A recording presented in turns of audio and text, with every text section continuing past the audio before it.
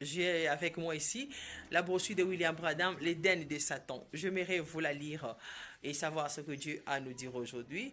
J'aimerais bien ouvrir comme ça, de cette façon. Oh là là, j'ai l'ouvre. Mon Dieu, voilà.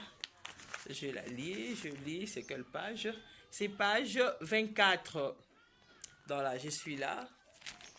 C'est page 24, je lis. Les hommes qui s'habillent comme ça font partie d'une organisation. Je vais vous en donner les sigles. Big Sister Society.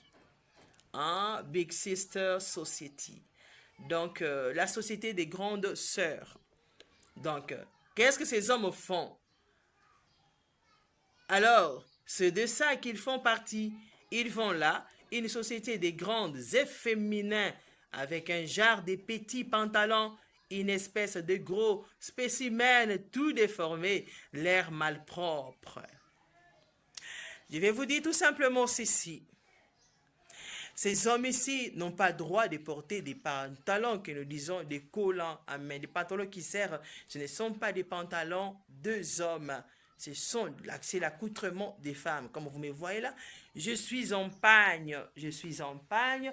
Et en dessous de mon pagne, j'ai un collant là-bas. Amen. Alors, je vais donner conseil. C'est pour dire tout simplement ceci. Aujourd'hui, j'ai une très bonne pensée. J'en profite pour parler de ça. Vous savez, trop souvent, les hommes encouragent nos mamans qui sont au village lorsqu'elles font les chants. Je crois que beaucoup de gens savent ça, hein. Ils aiment bien ça. Quand nos mamans font les chants au village, nos grands-mères, nos mères qui sont au village, dans n'importe quel village, que ce soit en Europe, dans n'importe quel coin du monde, les hommes les aiment tellement, les encouragent, amen. Et les taxent des braves femmes. Et vous savez, le mal, c'est quoi? Quand les femmes sont en ville et qu'elles font un métier, ce que nous appelons d'hommes, on les taxe des prostituées, amen. On les taxe des mauvaises femmes. Je me demande pourquoi.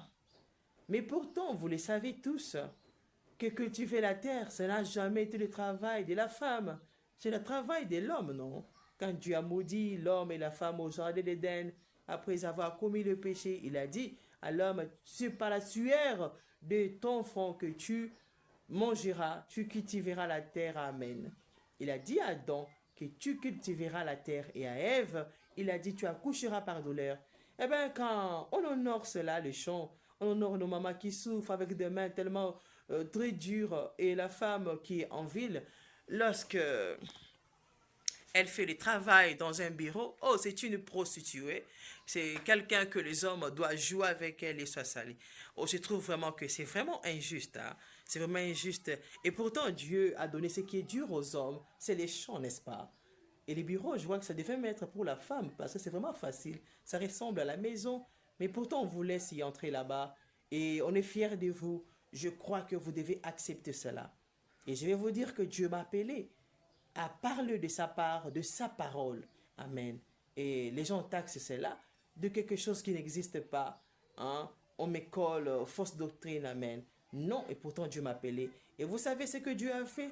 Quand il m'a appelé pour faire ce travail, lorsqu'il m'a donné la vision de ce travail, il m'a donné un champ que je devais cultiver.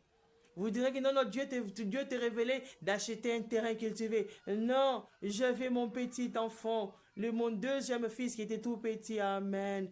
Vous savez, lorsqu'il m'a montré, demandé, c'est quoi, qu'est-ce que tu voulais me dire? Il m'a montré mon fils qui était tout petit. Il m'a montré qu'il avait aussi un champ à côté de mon champ. Il soit salé en gros. À côté de mon champ. Et ces petits garçons cultivés là-bas. Vous pouvez me dire que je devais acheter un champ pour mon bébé, pour qu'il ait cultivé. Oh là là, au secours. Acceptons-nous, hein.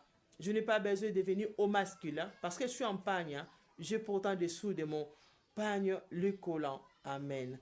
Alors que les hommes soient les hommes. Aujourd'hui, les temps sont difficiles. L'apôtre Paul a raison à 100%. Il a raison à 100%.